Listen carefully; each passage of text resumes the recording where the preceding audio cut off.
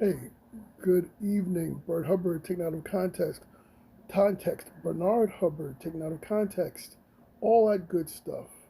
Snyder Cut. Really quick, the Snyder Cut does not compare to the Joss Whedon Justice League movie. It makes it look really bad. It is epic where it needs to be epic. It is profound. It needs to be profound. It is well acted. It is well filmed.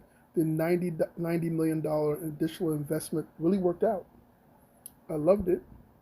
Um, Let me just tell you that right now, that I don't really have anything negative to say right now about the movie. Um, if it had been put out episode by episode, 4 hours of over the course of 4 hour long episodes or whatever, that would have been great. But I'm glad we got it all at once.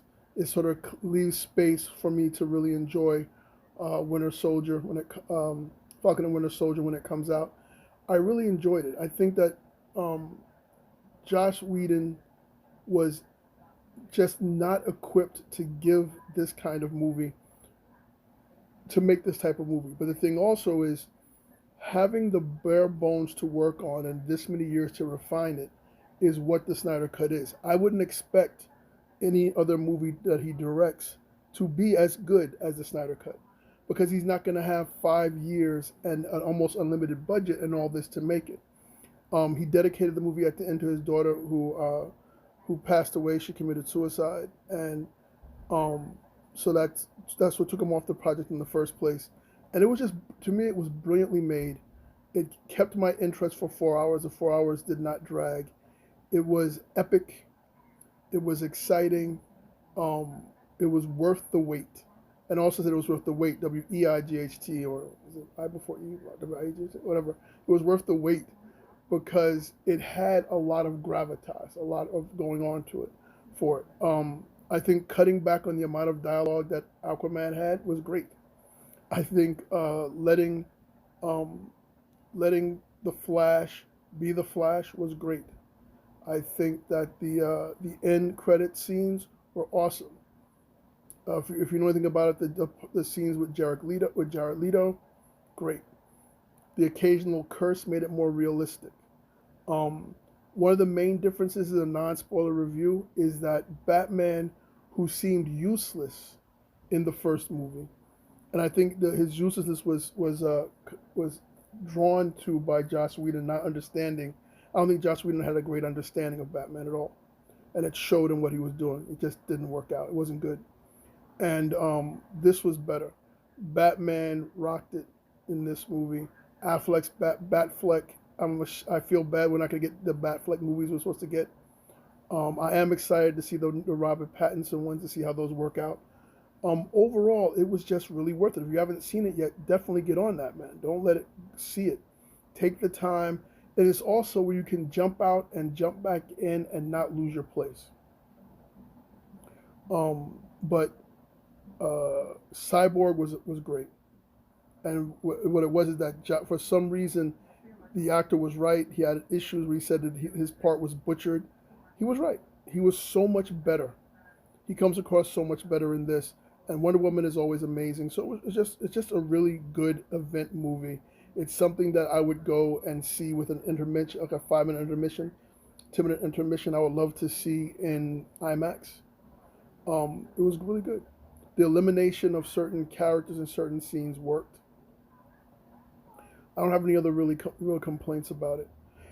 I don't have any complaints about it actually. I really enjoyed it. I think for the budget and the investment that was put into it, it was well worth it. And I hope you get a chance to sit down and watch it. Watch it more than once. I'm about to start my second time through it today, and I love it. For taken out of context fans, hopefully Zeus, myself, the whole crew, um, we'll try to do something about it. We're definitely gonna do a show tomorrow about Falcon and Winter Soldier. Also, it's a great time to be a sci-fi genre fan. It's a great time to be a superhero fan. It's a great time to be what they used to call us Marvel zombies. It's a great time to be a DC hero. The other thing I'll tell you is that the movie does leave open what the other movies would have been if there wasn't tragedy in the Snyderverse. You can see the setups for the solo movies and stuff like that, and I think they would have worked. But again, how does it compare to Endgame? How does it compare to the Marvel movies? What I would say is that it's better in certain ways because it had a chance to be twice baked. Twice baked potatoes taste better than regular baked potatoes. It's just how it is. Sweet potato fries taste better than regular French fries, unless they're sweet potato waffle fries. Guess you can tell I'm hungry. Um, so yeah, that's the thing is that it's not really fair to compare it to the Marvel movies because they were done once. It's like saying right now, if you were to re-release the Avengers, the two movies that ended the Avengers saga, you could make them better, of course, or you could temper them and ruin them. This is going to stand on its own. The special effects were much better in this version also. Maybe it's because extra money was spent. Really loved it, really enjoyed it. If you get a chance, go and see it. Shout out to Prism Live Studio. I haven't used this in a minute. I've been using other fancier things, and I forgot how well it works. Also, we're coming to an end of an era real quick. If you know me, I am I always carry the highest end Note phone and whatever iPhone I can get my hands on. Because there's not going to be a Note phone this year, I actually went out and bought the S21 Ultra. And I just unboxed it. I didn't make a video, I unboxed it and everything else. Hokey smokes is powerful. For the first time ever, the Note series is not the most powerful phone in the line. Because even when they launch something in January, it's still usually not as powerful as the Note series. So it looks like the Z Fold is going to get the Z Fold 3.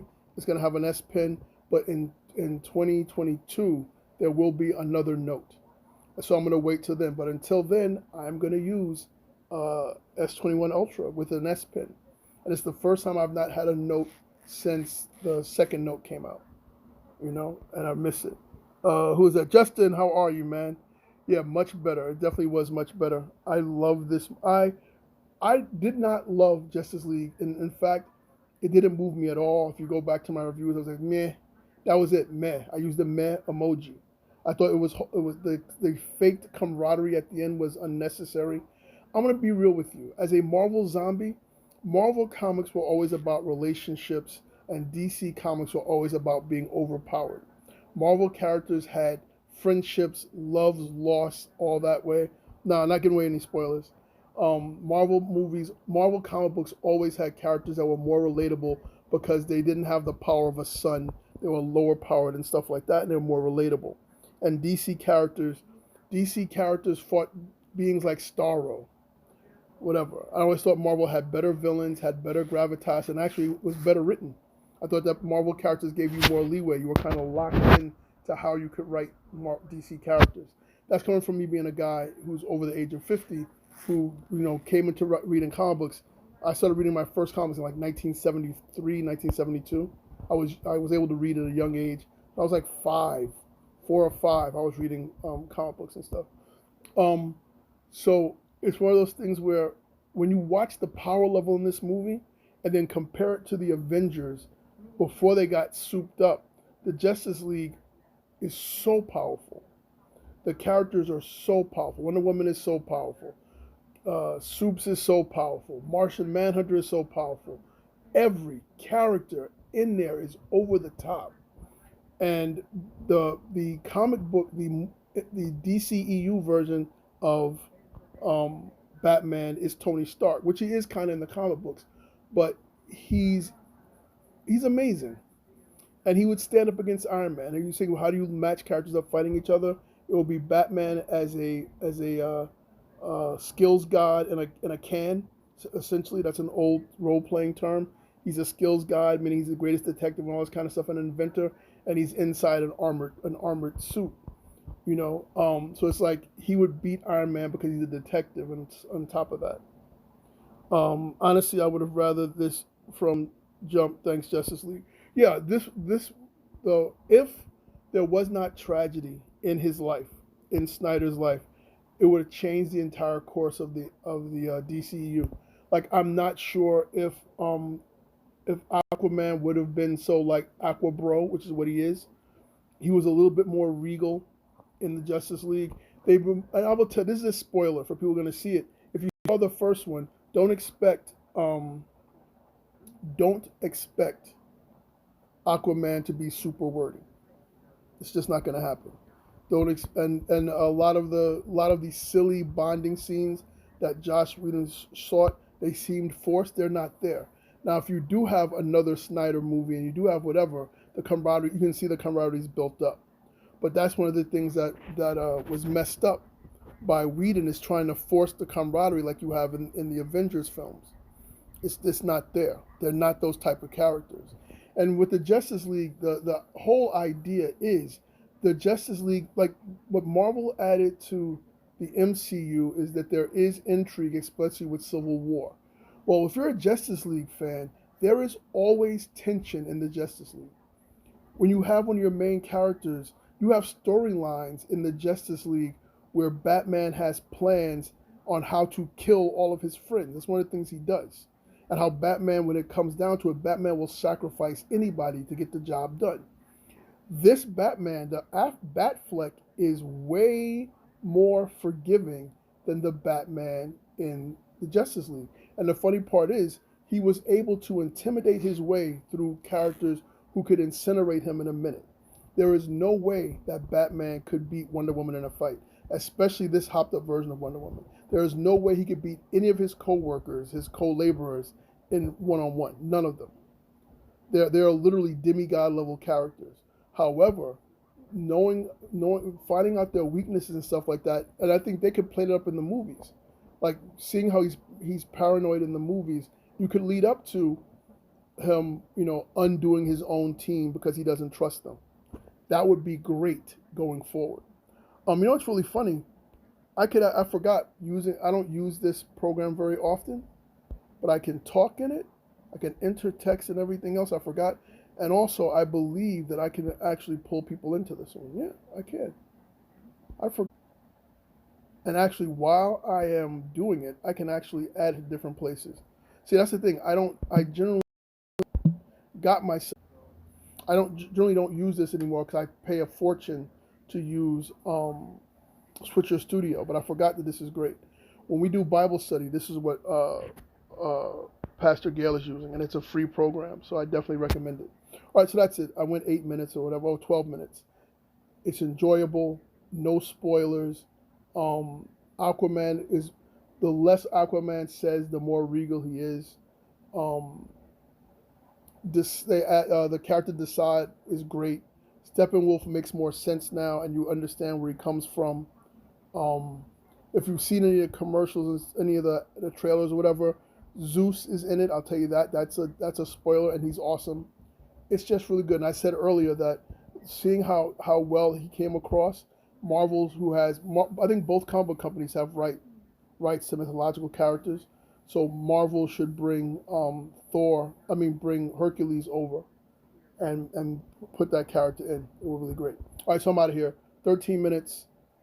The bottom line is, great event. I wish it was broken up into sections, like 58-minute sections instead of putting it all in one day, but I'm glad they did. I loved it. If you have to give it a rating, I don't think it's pointless rating something that's an event. Like, I don't really go ratings with blockbusters. However, with this, I will say it's highly rated. It was really good. I have no complaints. And it's the point where this will probably be something along the lines of Watchmen that I will watch over and over again. Every time I get a chance to see this, I'll get locked into it and I'll watch it again. And I'm like that with a certain, I'm like that with Goodfellas, Dune, Watchmen. No matter what point I come in, I watch it. If I see it on TV, I watch it to the end. And that's how this movie's going to be with me. For now and forever, I've added a movie to my, whenever it comes on, I'm going to not have anything to do. I'm going to watch it 3-4 hours straight. All right. So that's it. I'll talk to you guys later on. I think Jesus Mable Reyes, the Notorious J.R., that's what I call him. I think he has a review of it also. So I didn't watch his. I just wanted to put mine up there. It is great. You won't be disappointed. It is worth the price of admission if you're paying for HBO Max. Now it is time for us to go to Disney Plus, and it's time for us to watch Falcon and Winter Soldier. Falcon and Winter Soldier, this is a teaser. Every episode is like a small movie. That's one of the things that I got from one of the reviewers. It says every episode you watch is like watching a small contained movie, and it's obviously they spent a lot of time on it. A lot of time and money on it. I think that's great. the fact that they put money into it. So I think that's a cool thing. The next time when we get on the air tomorrow, we'll talk about Godzilla smashing Kong, King Kong versus Godzilla, Team Godzilla. We'll talk about that stuff on the next show. All right, love you guys. Peace.